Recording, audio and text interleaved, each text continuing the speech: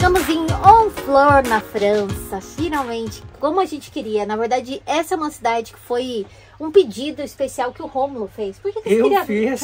Por que você queria conhecer Honfleur? Eu não falei nada. Não, eu falei que essa aqui é uma cidade vizinha, uma cidade irmã de uma cidade lá do Rio Grande do Sul. Entrando na cidade, o que acontece na placa diz várias cidades irmãs, mas não tem o nome. São Francisco, no Rio Grande do Sul. Mas não tem, assim, tem o nome de cidade de São Francisco do Sul. Estamos na Normandia. Então aqui os próximos vídeos, alguns vídeos anteriores e os próximos vídeos aqui no canal, a gente vai passear pela Normandia, na França, e vai mostrar um roteiro que é muito interessante para você fazer de motorhome ou talvez fazer de carro também. A Normandia é um lugar muito amigável para fazer viagens de motorhome. Apesar das ruas estreitinhas, existem muitos lugares onde você pode pernoitar e não necessariamente estacionamentos pré-estabelecidos de motorhome, mas nas cidades pequenininhas que a gente vê por aqui, nas vilas que a gente passa, sempre tem um lugar onde você consegue pernoitar com muita tranquilidade, lugares assim super charmosos. Sabe aquele lugar que você jamais imaginou que iria dormir? Então, você tem a possibilidade de dormir com motorhome. Inclusive, se você tá chegando agora no canal e tem vontade de fazer uma viagem de motorhome, vou deixar o link aqui na descrição para você alugar motorhome através da nossa agência. Vai de motorhome aqui na descrição e também nos cartões.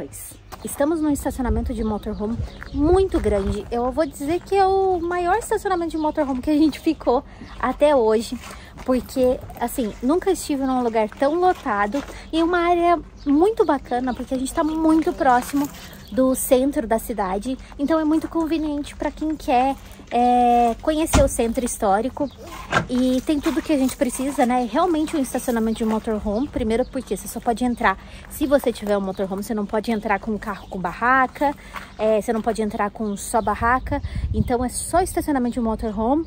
Aqui do camping a gente consegue ter vista para ponte, eu esqueci o nome dessa ponte, mas é uma ponte Normandia. Suspensa. É a ponte suspensa, uma das maiores do mundo, que conecta a cidade de Le Havre com Honfleur, e a gente passou por ela ontem, assim, é muito surreal, porque você sobe, parece que você tá subindo uma montanha russa, e não sei, pelo vídeo não dá para mostrar muita sensação, mas era a sensação de estar subindo na montanha russa e quando você chega no topo, assim, sabe quando tá prestes a descer? Mas aí foi tranquilo que eu fui freando. Mi, no último vídeo teve uma pessoa que perguntou o que é aquela antena em cima do carro. Ah, aquela antena, ela não é fixa, é uma antena que a gente tira e coloca, é o Starlink, é uma internet que a gente tem via satélite, inclusive tem vídeo no canal falando sobre ela. A gente precisa de internet porque, além dos vídeos, o nosso trabalho com a agência de viagens, com a agência de lançamento, exige que a gente fique conectado e que tenha internet rápido. Então, solução de internet via satélite foi bem interessante pra gente.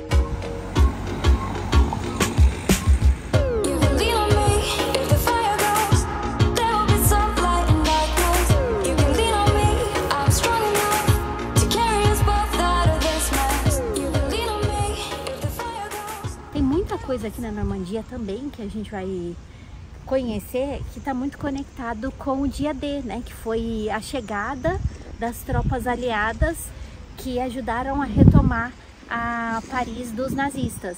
Então, aqui próximo tem vários monumentos que fazem referência a isso. Por acaso, a cidade de Honfleur, ela foi muito preservada desses ataques, dos bombardeios, mas a cidade de Le Havre, que está aqui do lado, foi uma cidade que foi completamente destruída e hoje ele é patrimônio, agora eu não sei se da humanidade ou da Unesco, mas ele é do quê? Acho que tu falou da humanidade pra mim antes. Tá, talvez seja patrimônio da humanidade, mas foi uma cidade que foi reconstruída. A arquitetura da cidade em geral, ela tá muito conectada com a arquitetura soviética. Isso porque eles precisavam reconstruir os prédios para poder abrigar os moradores. Eram mais de 80 mil pessoas que foram desabrigadas nesses bombardeios e foi reconstruída em tempo recorde. Foram 3 anos, 2 ou 3 anos eles reconstruíram a cidade inteira. E eu tava comentando com o Rômulo que eu queria muito voltar lá para conhecer, porque também tem uma obra do Oscar Niemeyer lá. Não é uma obra que as pessoas lá, os locais gostam muito. Eu li bastante que eles criticam muito essa obra do Oscar Niemeyer porque ela parece um pote de iogurte, mas na verdade faz referência ao topo de um barco, assim, a chaminé de um barco É justamente porque aqui a gente tá, tipo, Le Havre é uma cidade portuária, ainda é, e Honfleur era uma cidade portuária muito importante no passado. Hoje em dia é uma cidade muito turística e vocês vão ver por quê, porque é muito lindo esse lugar.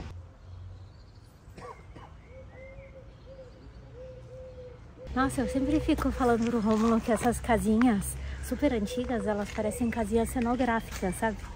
E aí eu fico assim, acho que ninguém mora lá. Com certeza eles só acendem a luz pra, tipo, manter o interesse do turista pra visitar os lugares.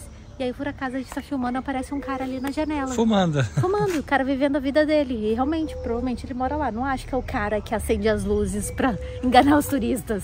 Inclusive, essa questão do cigarro é uma das coisas que mais incomoda a gente quando a gente senta numa terraça, numa área externa de um bar ou restaurante aqui na França, porque todo mundo fuma. E o que acontece? Que daí senta uma pessoa do teu lado fumando, senta do outro, não tem nem como ficar bravo e reclamar porque tá todo mundo fumando.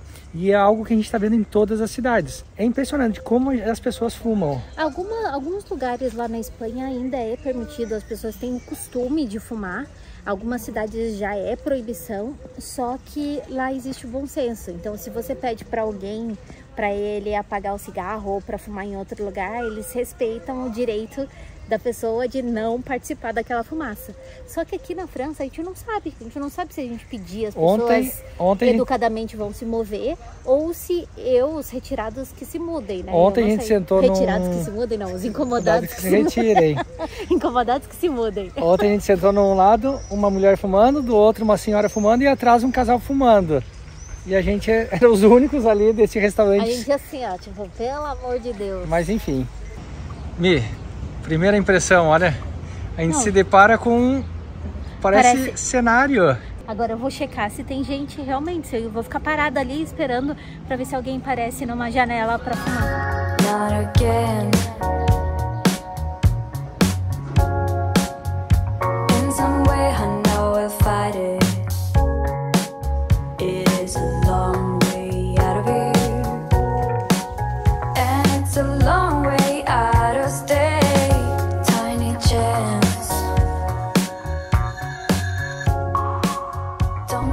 Mesmo a gente estava falando que tinha uma catedral de madeira que seria legal visitar, a gente se deparou com ela. Mas agora é o Museu da Marinha. O que é, né? Agora aparentemente é o Museu da Marinha.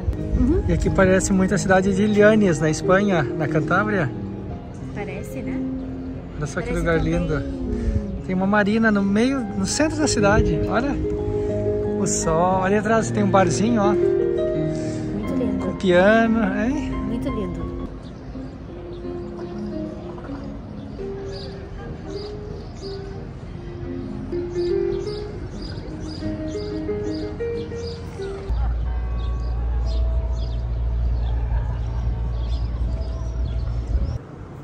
Olha, erramos. Olha, a gente se emocionou e se empolgou, mas aquilo lá realmente era um museu, não tinha nada a ver com a igreja de madeira. Essa sim é a igreja de madeira.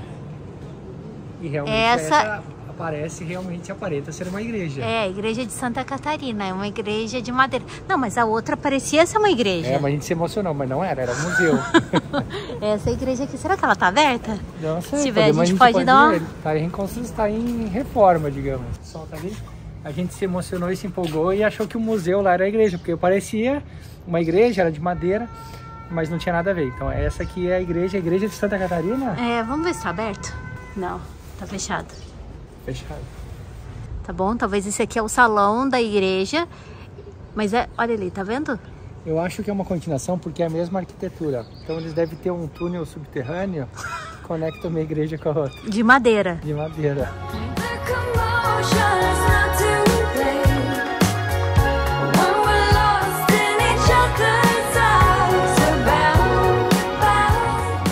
O que me surpreendeu aqui é que tem uma vida muito... A cidade tem vida. Muitas vezes a gente passa pela França e é uma cidade morta, principalmente esse horário, que é quase 9 da noite. E aqui, essa região aqui do centro, dessa parte da marina, é todo ele restaurantes, dos dois lados. Então a gente tá aqui na dúvida em qual barzinho a gente vai sentar. Eu acho que eu gostei mais daquele que tem um cara tocando piano, senta ali, toma Monaco. Mas enfim... O que é o Monaco que você tanto fala? Monaco é como uma cerveja com xarope de cranberry? A gente vai mostrar.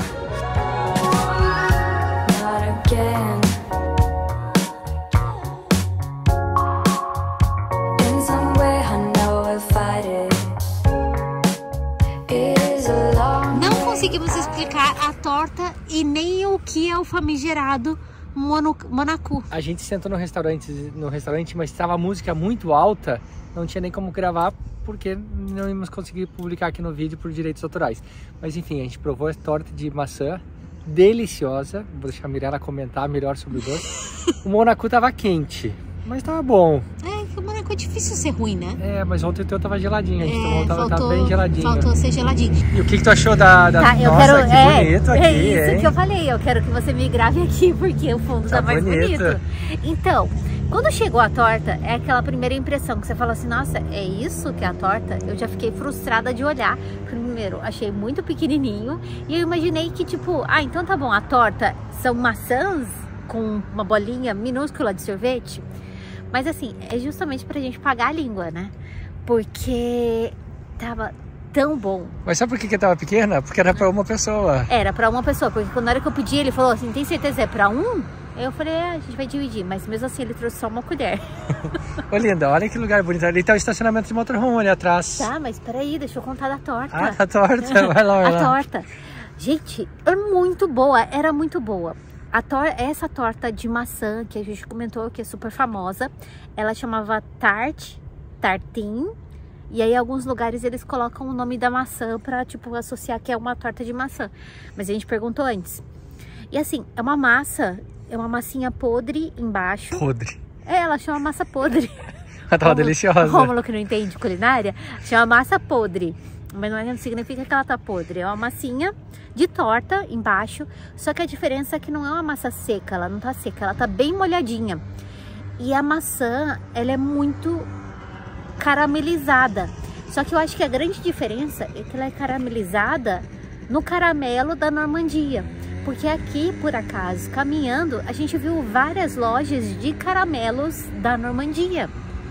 Então deve ser alguma coisa que está conectado com a receita dessa torta. Mas assim, valeu cada pedaço. O Rômulo ficou me perguntando... Você queria mais? Se eu queria mais. É claro que eu queria. Você acha que eu não vou recusar um negócio desse? É claro que eu queria. Eu poderia ter comido umas 12 tortinhas daquela. Mas a gente tenta ficar no foco, né? Porque sempre vai ter um dia seguinte. A glimpse of